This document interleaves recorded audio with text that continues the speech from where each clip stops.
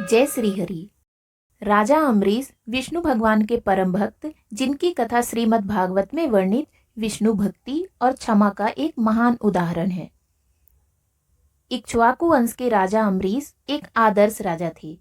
राजा अम्बरीश महान विष्णु भक्त थे। उन्होंने 1 वर्ष तक एकादशी का कठिन व्रत किया। व्रत के समापन के समय महर्षि दुर्वासा अपने शिष्यों के साथ वहां पधारे। राजा ने उन्हें भोजन के लिए आमंत्रित किया, जिस पर ऋषि ने कहा कि मैं स्नान करके ही भोजन प्राप्त करूंगा। इसके बाद दुर्वासा ऋषि स्नान करने यमुना तट पर चले गए। पारण का समय निकला जा रहा था। यदि समय पर पारण ना होता तो व्रत निष्फल हो जाता, और यदि महर्षि के आने से पहले राजा भोजन कर लेते तो अतिथि का अपमान होता। संशय की स्थिति में ब्राह्मणों की सलाह पर राजा अम्बरीश ने केवल तुलसी दल और चरणामृत पीकर व्रत का पारण कर लिया। जब दुर्वासा ऋषि लौटे तो उन्होंने योग बल से पता लगा लिया कि राजा ने उनके बिना जल ग्रहण कर लिया है। क्रोधित होकर उन्होंने अपनी एक जटा उखाड़ी और राजा को मारने के लिए कृत्या नामक राक्षसी पैदा की। राजा अम्बरीश डरे नहीं, वे हाथ जोड़कर खड़े रहे।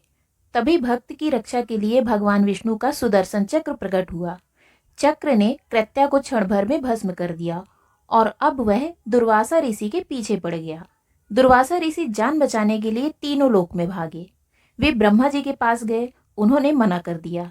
वे शिव जी के पास गए, महादेव ने कहा कि वे सुदर्शन को रोकने में असमर्थ हैं।